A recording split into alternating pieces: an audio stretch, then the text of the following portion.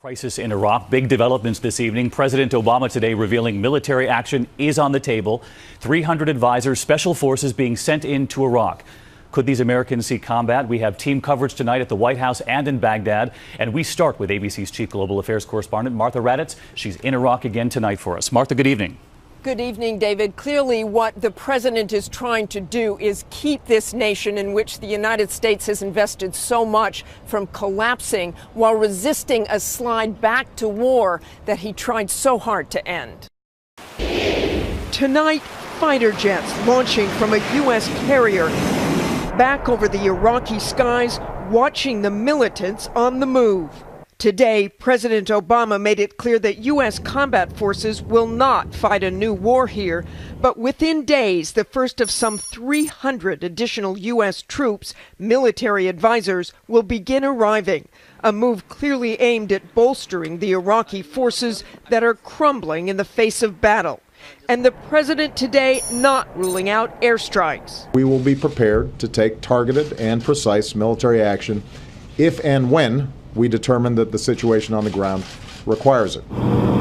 That likely means using drones to fire on limited targets. The president did have tough words for his Iraqi counterpart, Nouri al-Maliki, for failing to unite Iraq's religious and ethnic factions.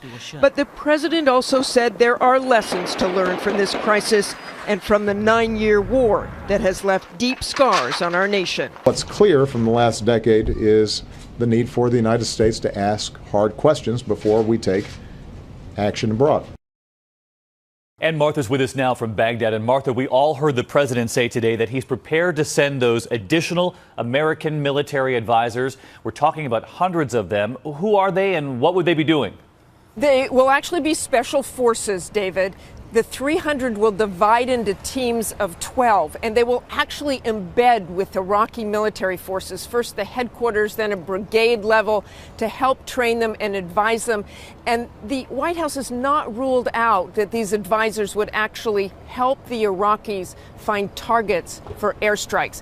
No combat for these American troops, but I would still say, David, this is a dangerous mission. All right, Martha, thank you. I want to bring in ABC's chief White House correspondent, Jonathan Karl, now also standing by. And John, you heard Martha report there. The White House not ruling out these special forces would help Iraqis find targets for airstrikes. Martha points out it could be dangerous. Was this a surprise?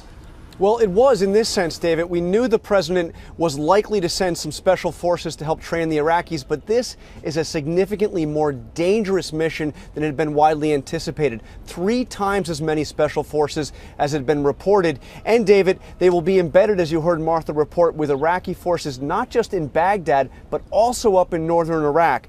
The president, though, faces a real dilemma here. On one hand, he wants no part of going back into Iraq, a war he claims credit for ending. But at the same time, this group, now taking over parts of Iraq, poses a real threat. As a former ambassador to Iraq who served under Obama said today, this group is more formidable than bin Laden's al-Qaeda at the time of the September 11th attacks. All right, tough choices ahead. John Karl, Martha Raddatz, thanks to you both.